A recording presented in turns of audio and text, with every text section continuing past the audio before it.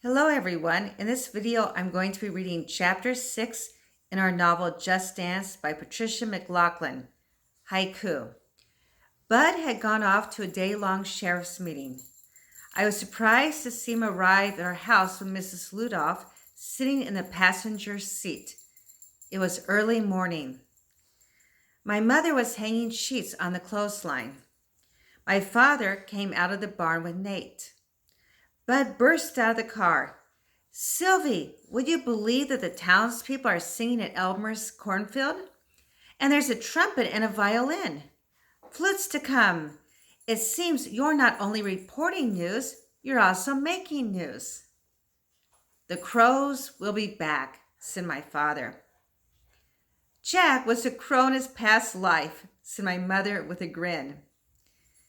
Mrs. Ludoff gave me a hug, and I realized I missed her this summer. "I miss you too," she said, as if she read my thoughts. "Sylvie didn't say she missed you," said Bud. "She was thinking it," said Mrs. Ludoff. I nodded. She knows.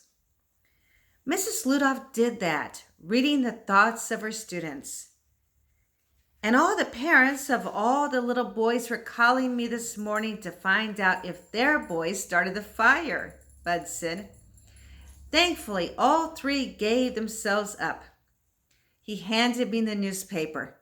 "And you wrote 3 haikus," he said. "And believe it or not, Deputy Lula tried to write a parking ticket in haiku." I could believe that. I was in class with Lula's son Hank, who tried everything, both good and bad, and most times succeeded. Mrs. Ludoff touched Bud's arm. "Show her," she said. Bud reached in his pocket and took out a folded paper. He handed it to me. It was a handwritten haiku. "Bud, you wrote this?" Bud shrugged. "I just did what you said." I read it out loud. "Birds fly down to hear, sweet song for both sheep and man. She sings to bring joy." Mrs. Ludoff beamed. "This is about you," I said to my mother.